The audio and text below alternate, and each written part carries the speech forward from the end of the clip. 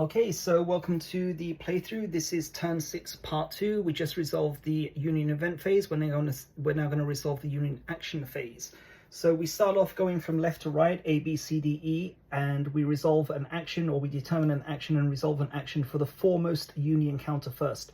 So these guys, the 14th Connecticut, we're going to roll 1d6. 1 to 4 is a move, 5 to 6 will be a volley, and we get a 5. Okay, so they're going to volley. So at this range, there's a -2 penalty, and they have a cohesion of 2. If there were an exposed token here, that would give them a +1 bonus. So in certain circumstances, they can volley, but cohesion is 0, so there's nothing to resolve there. Okay, foremost counter here is the 5th Maryland, so they are going to resolve. They automatically resolve crouch and reform, which is a cohesion check. A result of 1 will improve their cohesion by 1 to 2, and we get, oh god, yeah, this is not looking good at all. Just to clarify, I don't just need to protect Bloody Lane, I need to destroy a certain number of Union regiments as well, and this is becoming already difficult to do. So they flip, no, they don't yet. Okay, they're on cohesion 2, but they don't flip back. Sorry, mistake. During the end of turn phase, they're going to flip. So they still accrue a -1. If a Confederate regiment attacks them, the Confederates still accrue a -1 penalty to cohesion, but they're back at number 2. And 4th New York, same thing. A 1 will restore the cohesion. It's a 3. So yeah, problems because these guys can't attack. So they remain on 1. Okay, now again, the rearmost regiments, so cohesion check, 1 will restore 1 point, and we get a 6. Okay, no effect. So now these guys here are going to try and march and bypass the 5th Maryland. So they're going to make a cohesion check. 1 or 2 will mean they swap places. We get a 4. So the 108th New York remain to the rear. 130th Pennsylvania, same thing, 1 or 2. We get a 4, so they remain in position. So that's the end of the Union action phase. So next is the Confederate action phase. Remember, we do have an orders token here, so we can resolve, we can re-roll 1 of the action dice. So 4, oh man, 46. Okay, well the 2 6s are good. And we're going to re-roll. The 1 means there's no action available, but we're going to re-roll this 1d6, and we get a 2. I thought it was going to come up as a 1 again. Okay, so the 2 6s are good. They give us a choice of any action, and the 2 gives us fire, exposed fire, oblique fire, reload, or quick reload. So let's take a look here.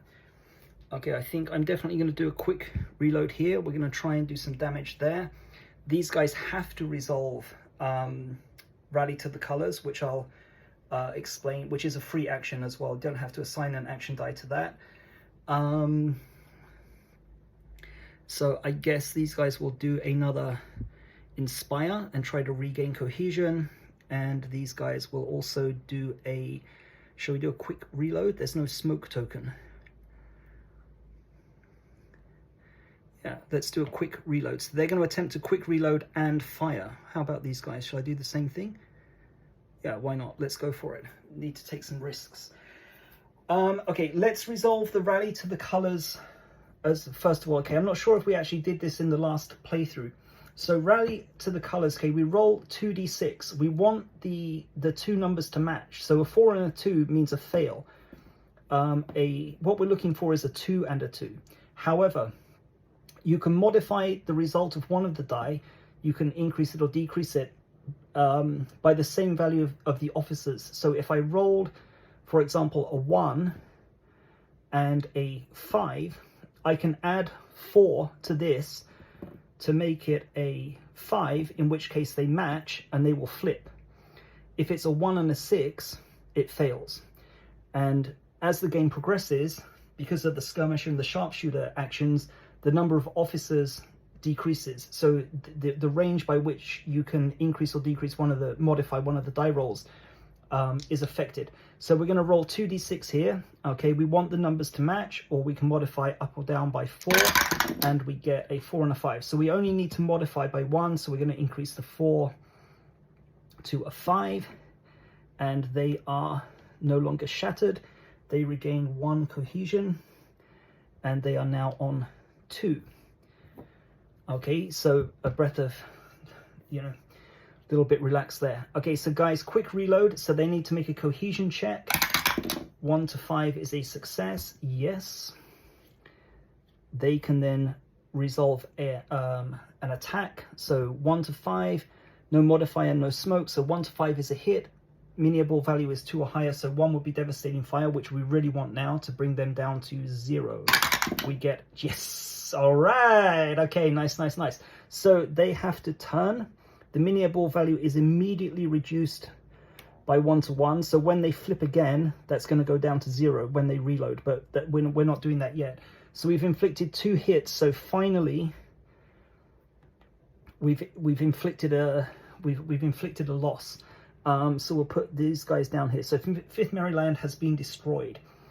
Okay, let's do these guys next. They're also going to do a quick reload. So 1 to 5 is a success. They get a 2, so they turn 90 degrees. And again, we're going to fire on the 14th Connecticut. Modifier this time is -1, so it's going to be 1 to 4 is a hit, and 5 to 6 will be a miss. Miniable value is 2 or higher, so devastating fire also applies. Yes! Nice, nice, nice. Okay, boys, we're back in the fight now. Okay, so that's 2 hits. Okay, so they turn. The miniable value does go down. Let me get a different one. It does go down to 2, but no problem. Okay, so just to clarify, the same thing will happen in a future turn when they reload. That value will go down by 1 again, but we'll worry about that at a later time. And then the 14th Connecticut have also been destroyed. So we're back in control now. Okay, and is that it? There was a cohesion, yeah, there was a cohesion check, right? That's rally to the 1 to, yeah, cohesion check. Did I just pick up the wrong dice? Okay, so 1 to 3, I'm so excited. Okay, so 1 to 3 will restore the cohesion by 1. I get, yes, all right. First turn, it's all gone to plan. Okay, so they go back up to 4. And suddenly the game has swung back in my favor. Okay, so that's all the action die resolved. The 1 doesn't do anything. Rally to the troops is a free action, and it was successful. Okay, very happy with that one. So that concludes the Confederate action phase. We're now on the end of turn phase. So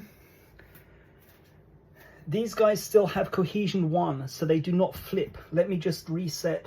Which one was it? 5th Maryland. So before, the 5th Maryland was on their